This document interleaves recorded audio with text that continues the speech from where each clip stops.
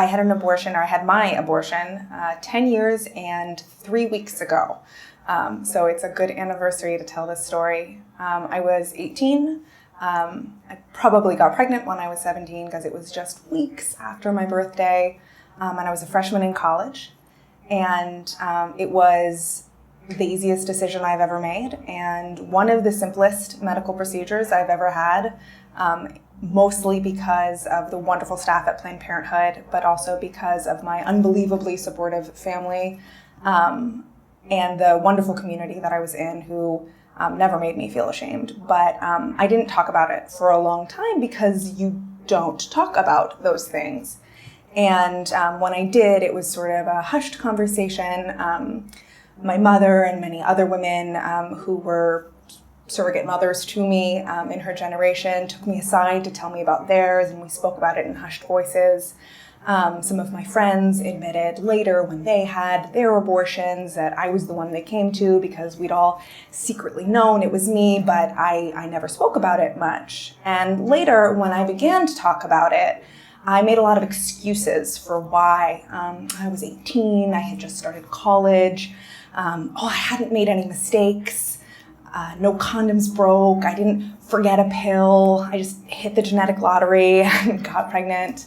I made a lot of those excuses, and I scaffolded my story to make myself as sympathetic as I thought I needed to be. And all of those things are true, but the way that I told the story was framed so that I would seem like it was a better choice than it was, like it wasn't the selfish choice that it was. And in the last couple years, I've come to understand that the selfishness of the choice is in and of itself the good thing about the choice and about having that choice. It was an entirely selfish act for myself, and I needed it to be, and it was perhaps the first selfish act I had ever done, and the first of many.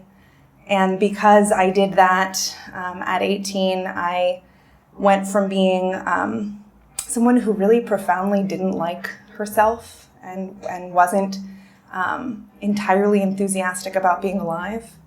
I turned into, because of that selfishness, 4 years afterwards, I graduated as the valedictorian of my college. Last year, I earned my PhD, finishing over a year earlier than scheduled. And I'm married to a wonderful person, and I'm a dog parent now. And I've filled my life with love and family in a way that I didn't know how to then. And I really do look back now and think about the turning point being that abortion, and being the choice to honor what I knew was best for myself and for my life, instead of doing the thing that my body decided it could do. So when I tell the story now, I tell it as an act of selfish liberation, of choosing myself over everything else, and setting the stage for a life where I could continue to choose what is best for me